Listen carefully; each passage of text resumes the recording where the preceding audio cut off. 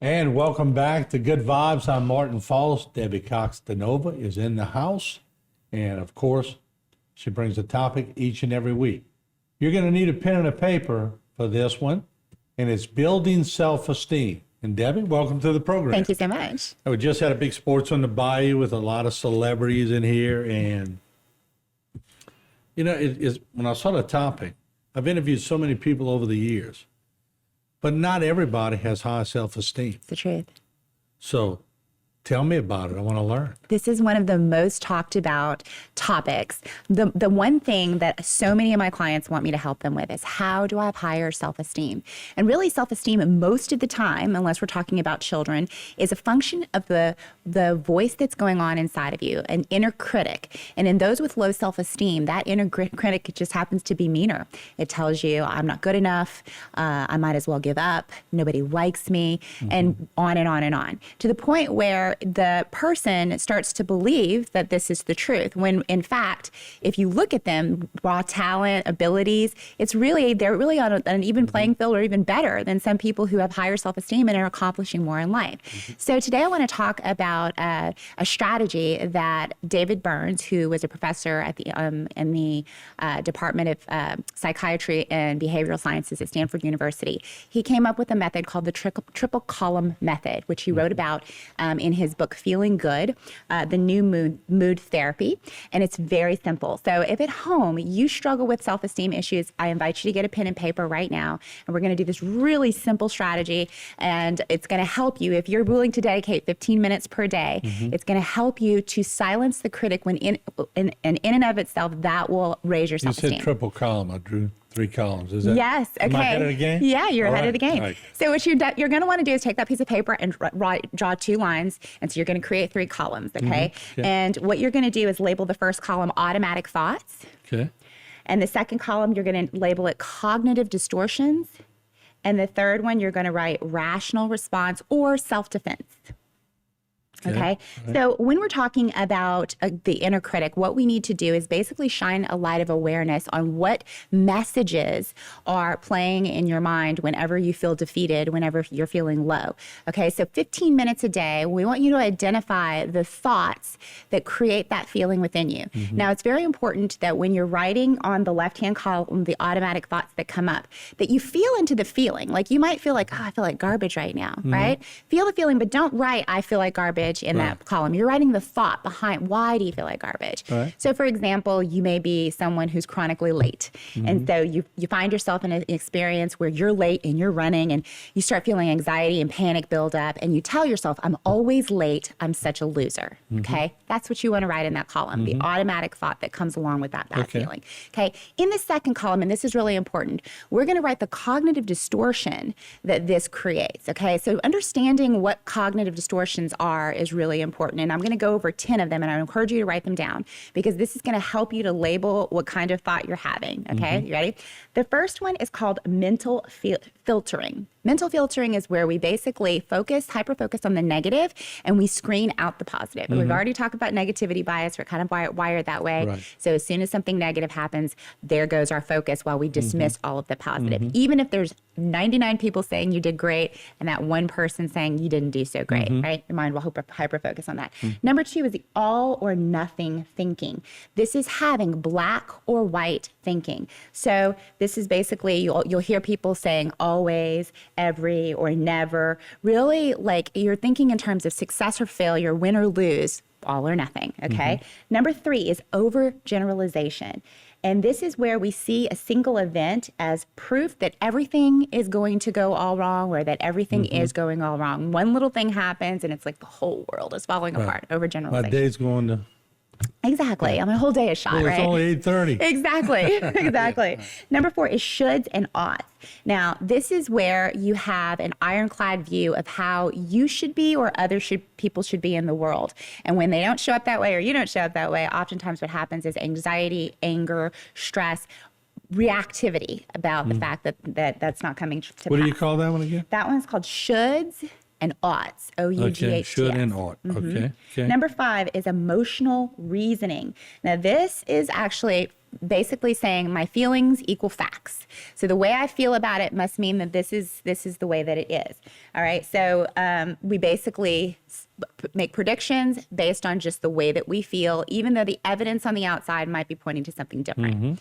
Number 6 is personalization. And this is where we take responsibility or blame for negative events, even when there are things outside of our control. So it's kind of like an over responsibility. Like this is my fault when it really isn't. That's personalization. Number 7 is magnifying or minimizing. So basically you're exaggerating the negative and you're minimizing the positive. You're dismissing all the good things and you are blowing up and amplifying the bad stuff. Number 8 is disqualifying the positive. So again, discounting or dismissing the positive, and you basically, when something positive happens, you say, well, that doesn't count, you know, that's disqualifying the positive. Number 9 is labeling. So this is an extreme form of all or nothing. This is when you assign negative and highly emotive labels to something or to yourself based on something that happens, leaving absolutely no room for growth. And number 10 is jumping to conclusions. So you have a negative interpretation or prediction, and this often results in mind reading or fortune telling to the negative. Okay. Wow.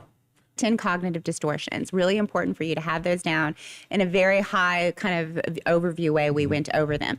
And so what you're going to do is that when you have a disturbance in your piece, and this is what I talk to about my clients, you don't have to monitor every single thought. That would be exhausting.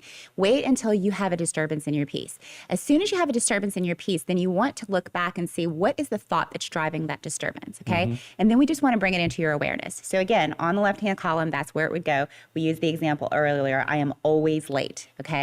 Remember that we're talking about the thoughts, not the feelings that come with the thoughts, okay? And then that would be in the cognitive distortion. We could see if we look at all the 10 that we've gone through, that's an overgeneralization, right? Right. And then we want to go into the right-hand column, which is self-defense or rational response, and we basically want to talk back to the critic, okay? The critic is not you. And this is something that a lot of people who have self-esteem issues don't understand, is there's this mean critic within you that was installed long before you had the ability to say yes or no for it, okay? And oftentimes, even well-meaning caretakers can start us criticizing ourselves on the inside. So you want to understand that you are not the critic. You actually, before that critic came along, were a very rational, like very, very centered person. So we want to connect back to that. And so maybe what you would write is, I'm not always late. Sometimes I'm on time. And if I really want to work on timeliness, then maybe what I can do is leave earlier. Okay, in that you will feel a resolution of peace if you've gotten to and as you can see, that creates an action step. Now, this is how, and using this exact example, this is how people can drive themselves deeper into the behavior that they don't even want to have. I'm always late, right? Telling yourself I'm always late does what? It reinforces programming. We already know it's programming that part of yourself that's filtering out data. It's assigning a label to yourself. So you're labeling yourself, I'm always late. And even though it's causing you quite a bit of suffering in your life and all of these things, what will happen is that it increases the likelihood of you being late again, because you've labeled yourself late and you've told yourself repeatedly over a lifetime, I'm always late, I'm always late, I'm always late. Your voice is the most important voice in your head. So as we do this over days time, 15 minutes a day, we start to see patterns of thoughts that come up, and we start to be able to shine a light of awareness and kind of sit back from a different perspective and look at the thoughts and understand, I can choose this thought or I can release it. I can choose a better thought. And that's really what this exercise is about. Or I can get up a half hour early and be on time. Correct. And which you're only going to get to if you get to the rational response, right? If you're stuck in this I'm always late, I'm such a loser, right? It's unlikely that you're going to change your behavior. Get up at 6 and not 6:30. Right. Exactly. So that would happen in the self-defense or rational response category. But there are all sorts of things. And, you know, when we're talking about even, let's take another example. If you are jumping to conclusions about something, it's that you can actually increase the likelihood of your worst fear coming to pass, right? So if you're doing fortune telling, for example, if you're going, you know, I just know everybody's going to be so mad at me when I get there. You actually show up with the expectation everyone's going to be so mad at you. You actually increase the chances that they will indeed show up that way, reinforcing the negative self-talk within yourself so that it increases the chances of it happening again. You know, funny story, I used to hate riding elevators for years. Yeah. Well, in the dome, I was in a packed elevator and the cable broke and it fell 4 stories. I remember this. So the first thing I did when I got out, everybody was scurrying. Mm-hmm. And we were in there for a while. There was no I mean, some people were panicking. I thought I'd be one of them because I hated elevators. Yeah. But when I got out, I got right back in the elevator and went up. Yes, exactly. And could ride in the elevator anytime now. Yeah. So that's you again reestablishing a new, like the elevator is a neutral object and not something that is associated in your mind with something negative. Right. That's really, really important. So you'll get to the point if you're doing this exercise, if you're someone who has not spent a lot of time stepping outside of your own thoughts and examining them, this may take a little while. But eventually you get to the point where it's just like that, where it's like in the moment you go, you don't even have to write anything down. You just realize and recognize the feeling right now is driving me to move in one direction with everybody else running away. But I know that in order to create a more rational and resilient thought process, I need to move in this direction. You got to get back on the horse. You have to get back on And the the horse. one thing it solidified is that I fell 4 stories in an elevator. What else can happen in an elevator? Exactly. So I could get stuck in it? Wow. No Exactly. big deal. Yeah. But it's really important to note that, like, we're not born with these self-critical thoughts, that they're not actually healthy for us. They're not good for our mental health, but they're not good for our physical health either. And just like we get signals for all of the other things that are not good for us, the damage to the tissue is pain, hunger, signals we have to eat, thirst, signals that we have to get water, loneliness, we need friends or association. Just like that, whenever you have a disturbance in your peace, it signals to you that you are having a thought that is out of alignment with good health in your mind. So it's important to look at it. Whether you're doing this exercise or another exercise, it's important that you don't avoid it, that you don't move away from it, deny it, suppress it, reject it, but you actually lean into it and be with the thought, be with the feelings. Don't look at life through them and identify with them, but look at them from an objective perspective and go, is this true? Could this be different in my life? Face the worst fear. Yeah, exactly. And once you conquer it, you got it. Absolutely. You own it. You do. You do. All right, that's very interesting.